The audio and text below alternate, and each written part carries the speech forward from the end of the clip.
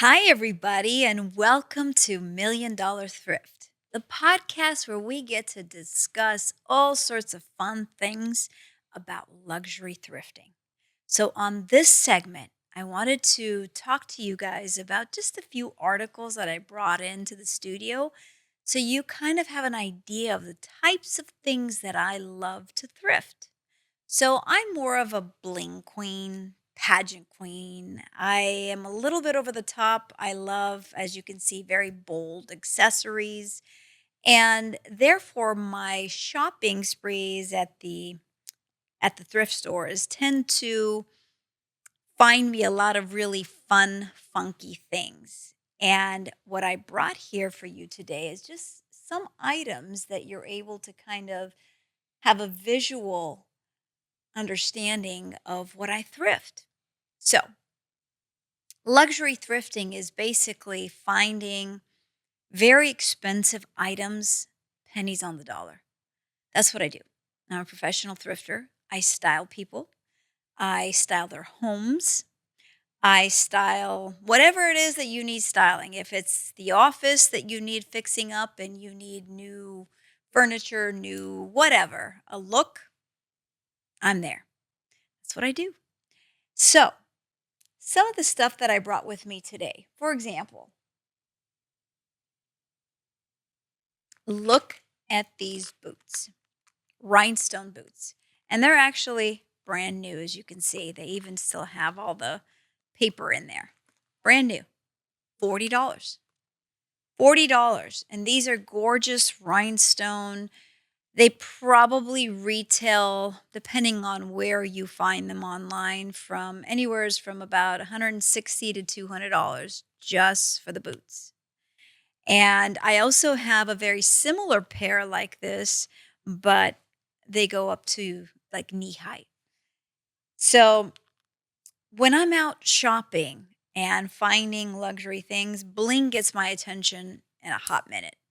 I can walk into this ginormous Goodwill and my eyes go directly towards all the blingy things. That's just a knack that I have. But part of it is because I love dressing in a very blingy, over the top way. Now, not everybody that thrifts needs to go and find these type of items, but for me, that's what I like, and so this is what I find. I also brought with me today, I brought some little earrings. As you can see, they match perfectly these boots. Gorgeous, gorgeous earrings. I believe I paid maybe $4.99 for these earrings.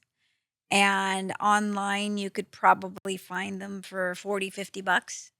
Cute. And see, when I put them in my boutique, I usually will pair them up together. So that way you can see the earrings that match with little booties. And then I style the outerwear, the pants, or whatever outfit. Usually with ankle boots, I'll do maybe jeans or some really cute slacks and a top. And in addition to that, I also got this cute little necklace. And you can see how everything kind of matches.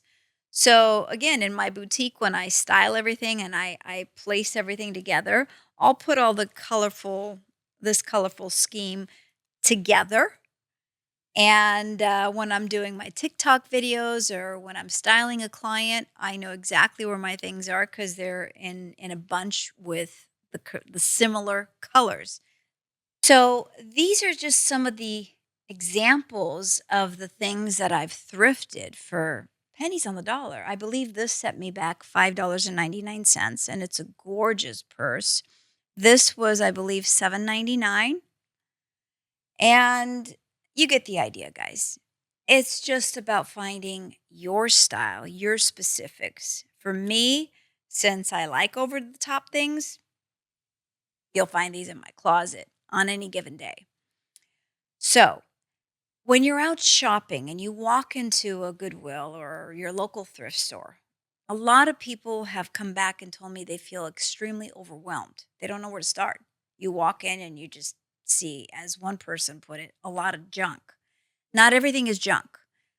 Maybe 90% of the stores just has items that you really would never pick up. But that 10%, good stuff, guys. You just have to find it. You have to have the patience to sit there and find all the items. Now, I've gotten really good at just walking in and locating things because I have a certain strategy.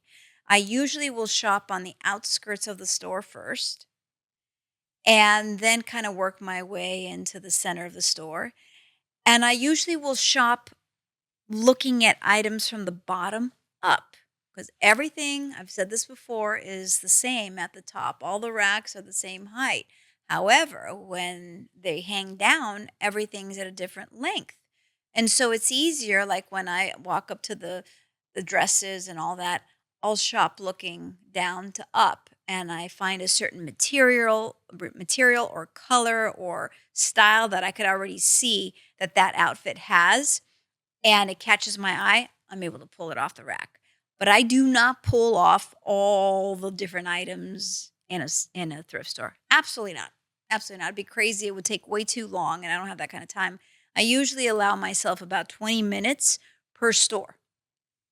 If they have a lot of really good stuff, I might go up to 30 minutes, but more than that, I won't do it because it's in the quantity of stores that I can get to within that day that help me get a variety of different things. So, having said that, I also try to take Saturdays and Sundays off and just spend it with the kids and do family stuff. But every once and again, the kids will say, "Hey, mom, are we going to Goodie? Are we thrifting today?"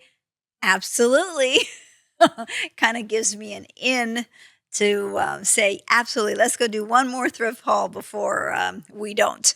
Mhm. And even my 10-year-old daughter, she's so cute. She says, "Mom, are we going to Goodie today?" And I'll say, "Well, do you want to go?" She'd go, "Okay, let's go. Dad, come on. Let's get over there." So we'll have these cute little thrift hauls with the kids, usually on the weekends if they want to go. But I don't put it into my schedule as such. My schedule for thrifting is really Monday through Friday. So I'll try to hit up maybe 3 to 5 stores per day in a very quick manner.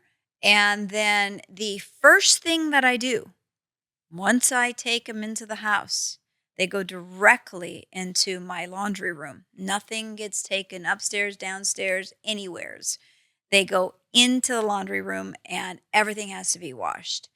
I've said this before, I wash everything, even hats and shoes I can't wash, but I do give them a good scrub down if they're gently used because that's the only way I'll buy them. If they're new, I just wipe them down with maybe a baby cloth, but otherwise, everything goes in the washing machine, and I use lots of detergent. I've learned from Robert, believe it or not, how to even put the right amount of bleach in there so we get the cleanliness that I'm looking for, but without ruining the outfits.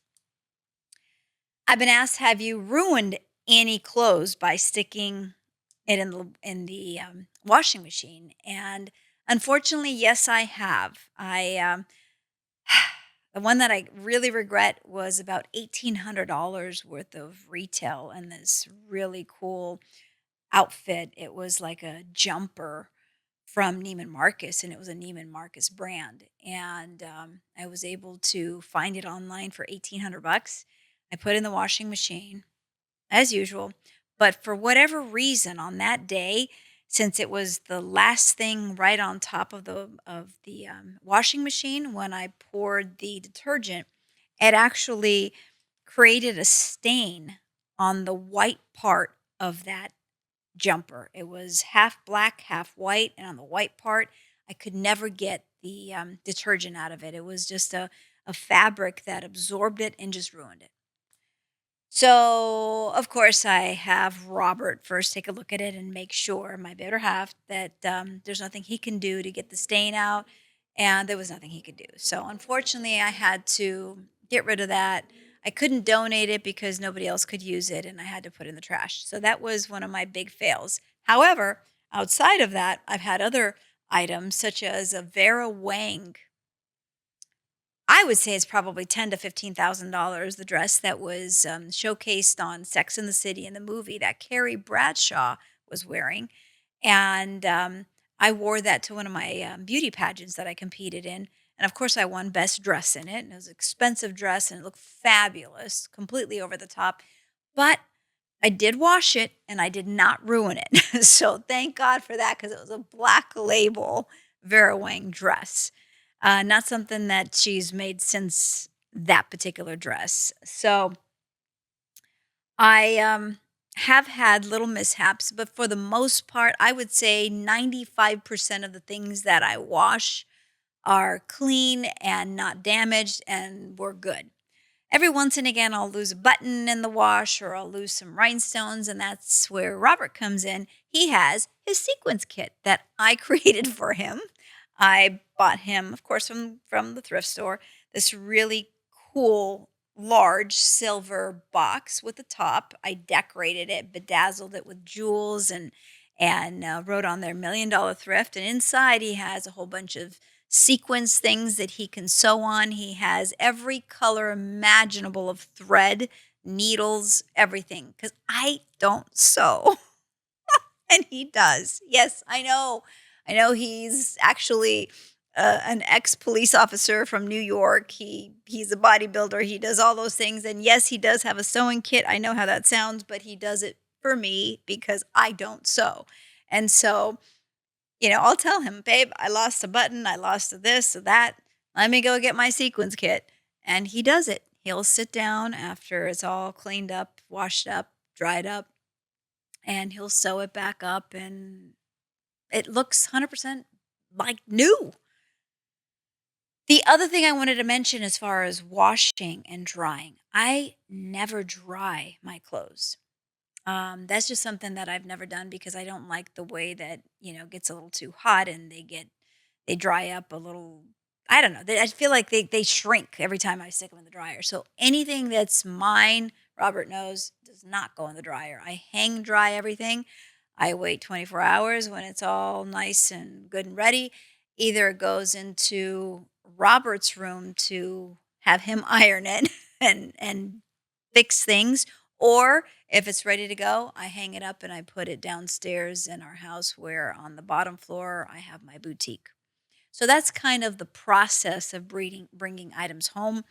If it's household items, vases, things that I put around the house, anything that is for decorating homes, similar process, only it doesn't go in the washing machine, but it does go to Robert, the amazing washer, who will sit there and clean off everything and disinfect it and make sure that it's my kind of clean. And I'll ask him, is it your kind of clean or my kind of clean? And if he says that he cleaned it the way I like it, then I feel comfortable and I'm able to, like, usually I'll ask him that question if it's something that I want to keep for myself and I want to take it upstairs in my room or in my upstairs closet.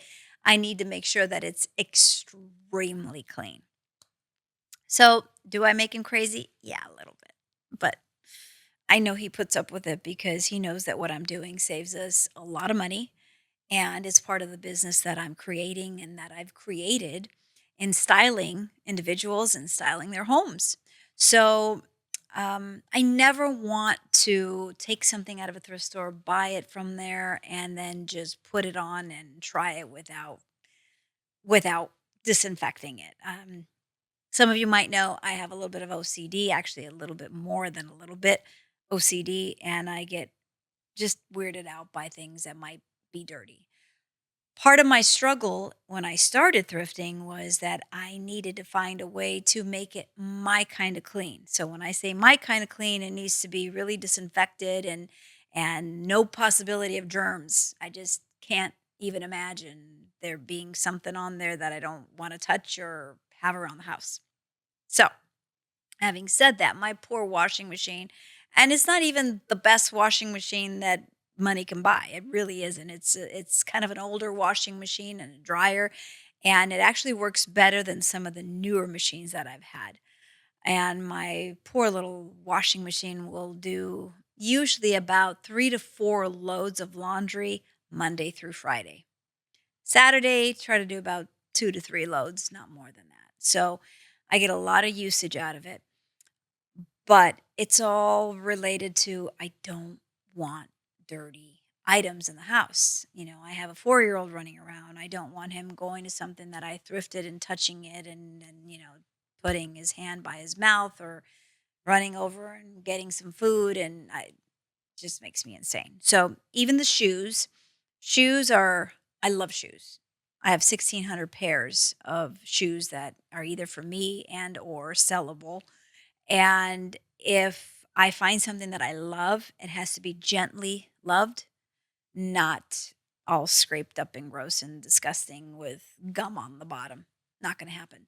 So even with the shoes, whether they're brand new and you could tell they're brand new or not, I still wipe them down. I still disinfect them. I just want to make sure that since I don't know where they came from, what household, what place, everything is completely clean. So I'm going to get off of my clean freak conversation because it does give me a little bit of anxiety when I know that those items were in somebody's home or business or whatever, and I don't know how clean they were.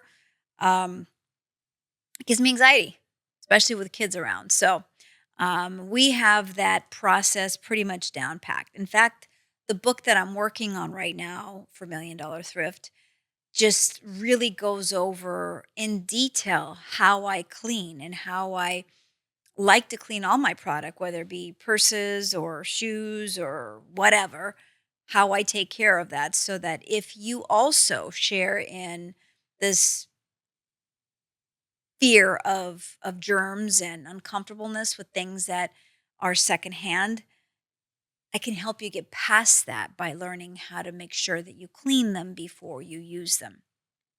In fact, I don't even try clothes on at the thrift store because of that exact reason.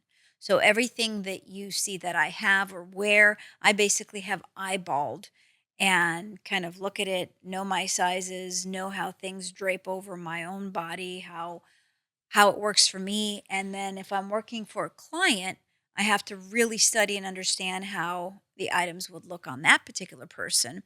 So that way they don't have to try it in the store.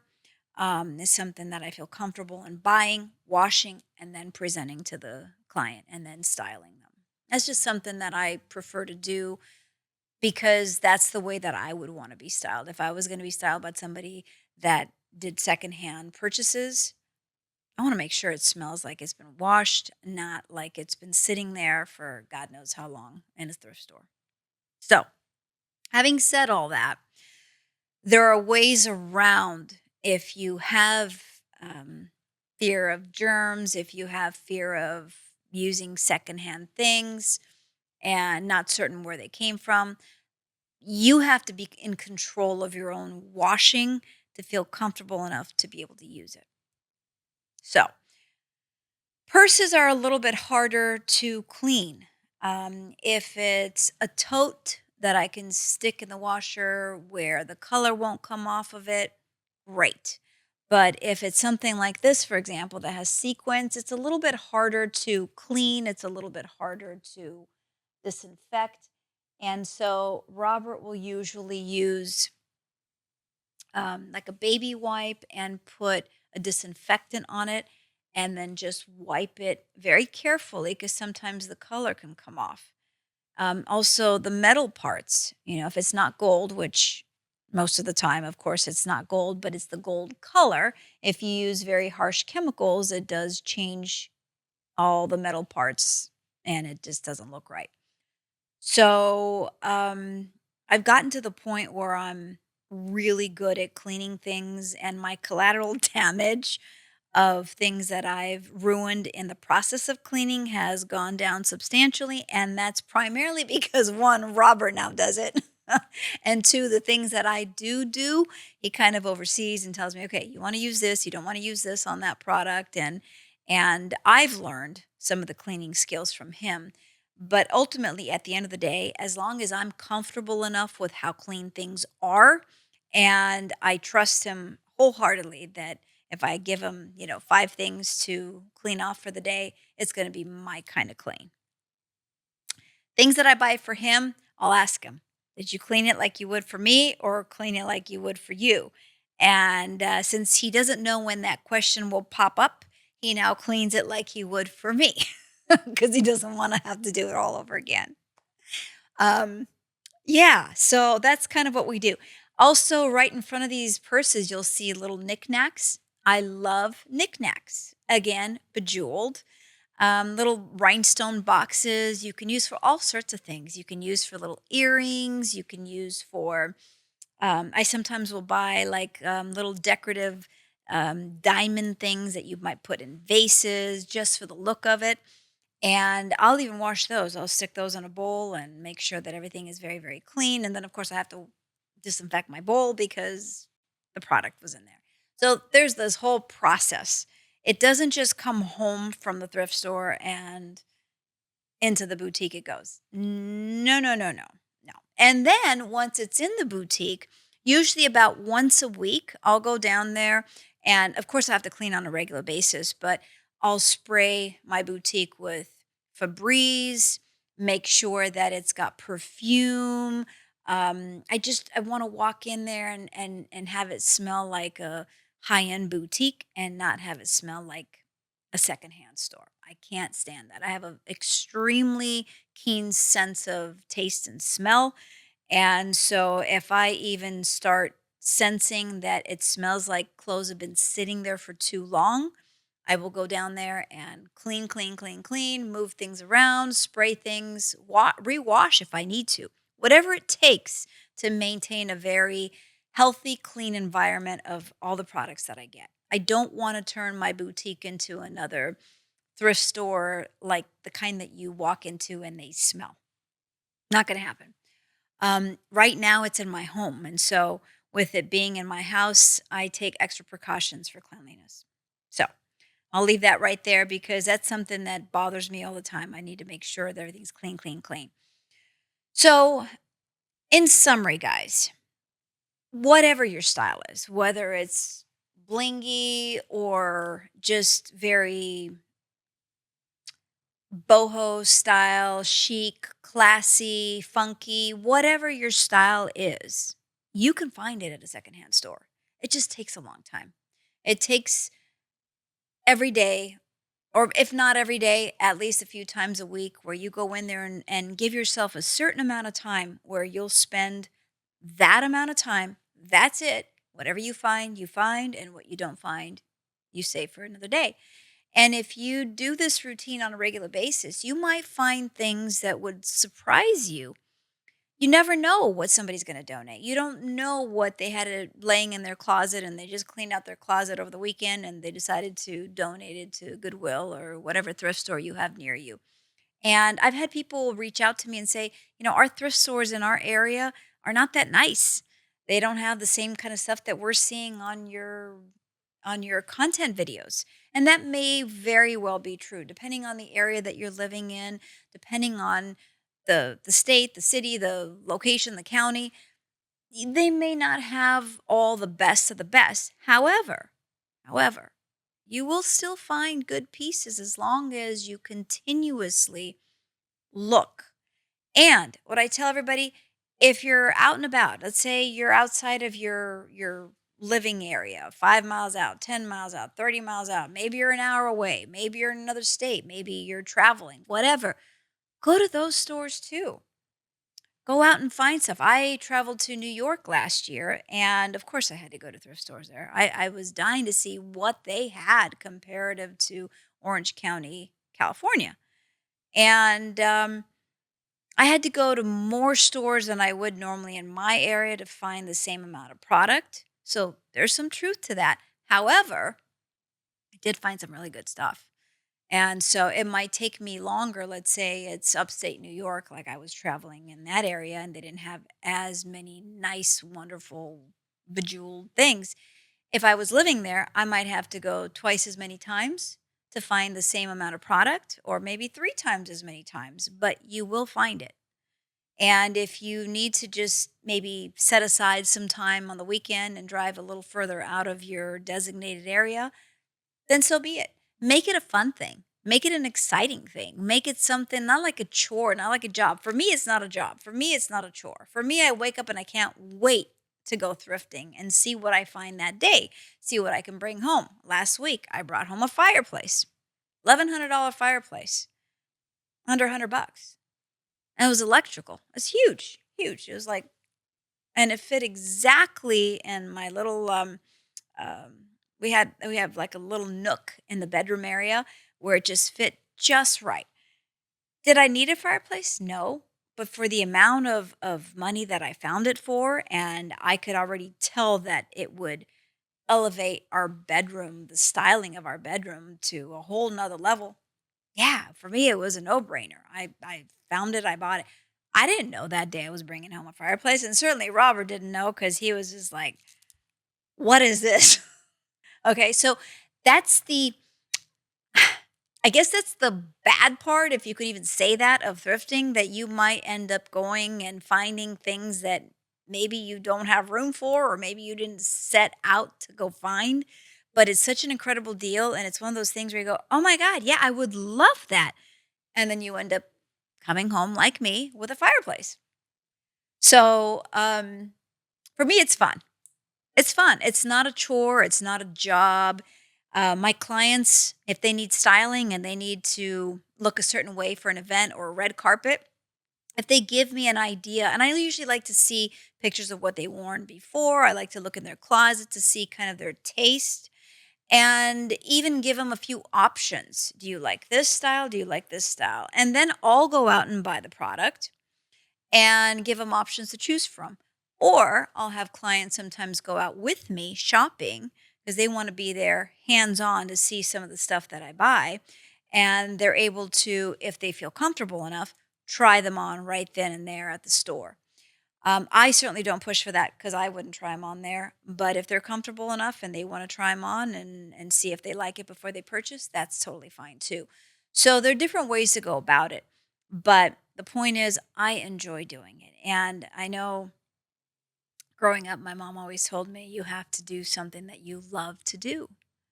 You have to make it to where you want to wake up in the morning and go find or do whatever it is that you love to do. Don't do something that is a chore because then you don't do it with passion, you don't do it with love, you don't do it with excitement. So anything that you will ever see me do, for the most part, unless I have to do it because it's the responsible thing to do, but for the most part, everything I do is because I want to do it. It's something that I enjoy doing. It's something that brings some sort of joy to me. And that way I know that I'm working at full capacity. So when I'm working for a client and I'm loving what I'm doing, they're going to get what they paid for and then some because that's what I do. So, same thing for you guys. Even though you're not styling clients or you're not styling their homes, you can go out and search for things that are good for you guys. One thing that I keep bringing up in my content videos on TikTok a lot, and I'll bring it to you guys today, don't be afraid to try new things. Before I started doing styling, I was pretty set in a certain style, a certain look, and I really didn't veer too much from that. And then as I started doing my styling and thrifting and fashion and more and more in the fashion industry, I realized that there are things that I would have not picked up before that actually look really good on me. And I need to be a little bit more open minded. Now, mind you, I don't try things on in the store. And so for me, that was a big jump to go from looking at it going, I don't know what that would look like on me. That's not a style that I would normally feel comfortable with. However, it does have the texture I want or the color that I want or whatever. Let's think outside the box. Let's see if I can pull this off. And that's how I started kind of expanding my fashion horizon. And once I did that, it opened up the door to so many different styles that I can put together. So many different things. Like I always loved wearing slacks and boots and that type of look. And now I can put on a dress and a trench over top and it looks fabulous and I feel comfortable in it. Whereas before maybe I wouldn't have picked it up.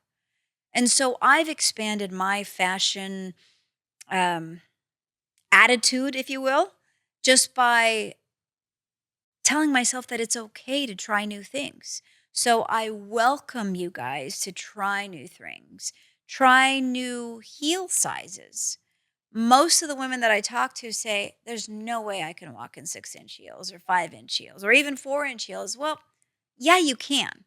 You can, unless you have a medical reason not to, or you struggle with mobility. There's no reason why you can't try it and maybe practice at home.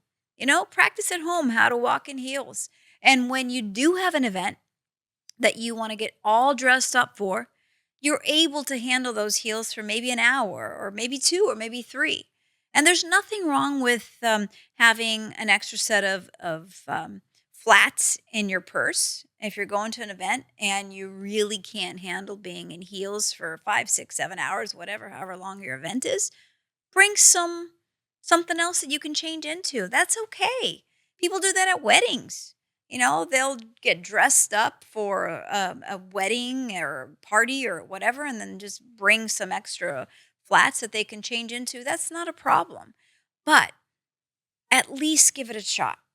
Don't just go, no, I can't wear heels. I can't wear this. I can't. Why not? Try it. It might surprise you. The other day I did a video on TikTok with it was more of an Asian design dress where it's very tight up at the top, open arms, and very form fitting. That's not something I would have normally picked up before because I don't like things around my neck. I don't like clothes that are right up on the neck. So I thought, you know what? It's the right color. It's velvet. It's very form fitting. I love that too. And I bought it, washed it, pressed it. Wow. Put it on. It was fabulous. I got so many compliments on it, and it actually felt good to wear it. And so that opened up a whole new level for me of, you know what? I can try some of these dresses that are up on the neck or turtlenecks or whatever. So I guess my point is just because you haven't been comfortable with it in the past doesn't mean that you can't be comfortable with trying a new style, a new fashion sense.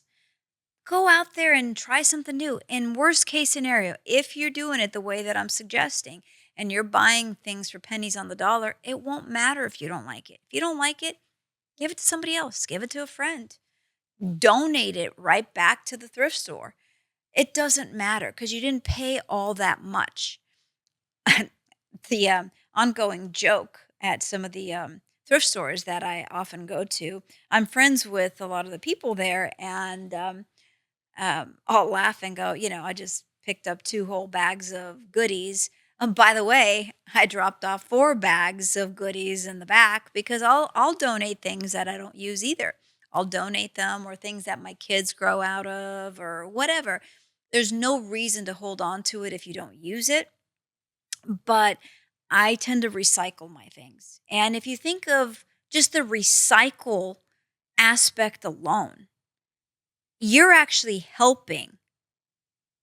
You're helping by not buying more items, things that go to landfills, things that get thrown out. It's just, it's good all around. It's good all around. It saves the planet. It's just recyclable wear. And if you do it the way I'm suggesting, it'll look completely incredible. Nobody will ever know that it's a secondhand item. And you'll feel really good when you look at your bank account and you realize that you spent $10, not $150. And that's just for maybe a pair of pants. Think about how much you spend in any given year on your clothes or your kids' clothes or your spouse's clothes. Think about what you guys spend and take that number and you can at least cut it in half. For me, I got so good at what I do that I would say I probably cut it 75% because when I shop, I also, Goodwill has 50% off certain colors of the week. So I'll often scout out not just the look, but making sure that it's that half off the already reduced prices. So there are ways to pay very little money for your attire, household goods, whatever. But it takes time. It takes time. So I've built my boutique in the last 3 years to the point where I probably have over $500,000 in retail. And it's just by going store by store by store by store. And I promise you, I didn't even spend, I would say, a tenth of that, if even.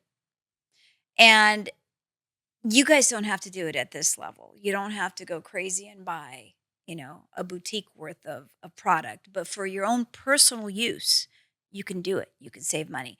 Let's say your budget is 2,000 for the year on clothes.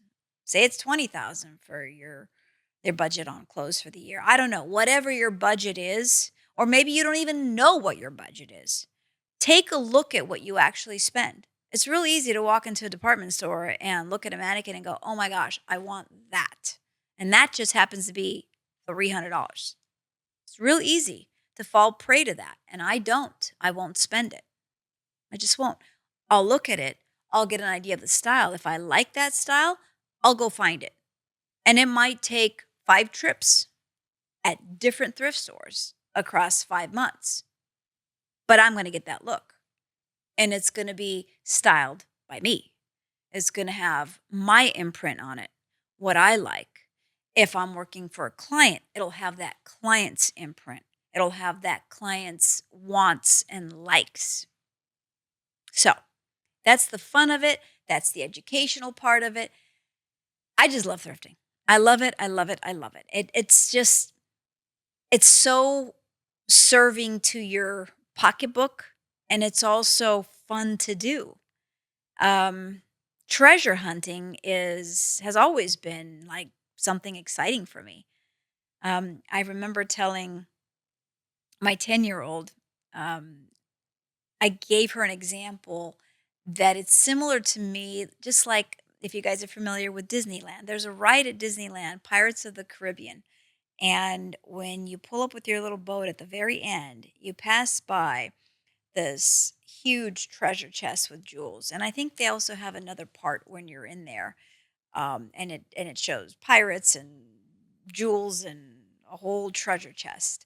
And I always love just catching glimpses of what could be in there. And it's probably nothing. It's all plastic, shiny things, but it's so cool. I always think, oh my gosh, if I could just be there and look through all those little things because it catches my eye. Well, thrifting for me is similar to that.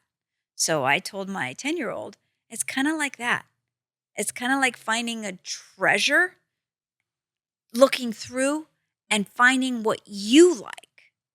So that's the fun. That's the excitement of finding amazing things. And again, keeping your money in your pocket and not giving it all away.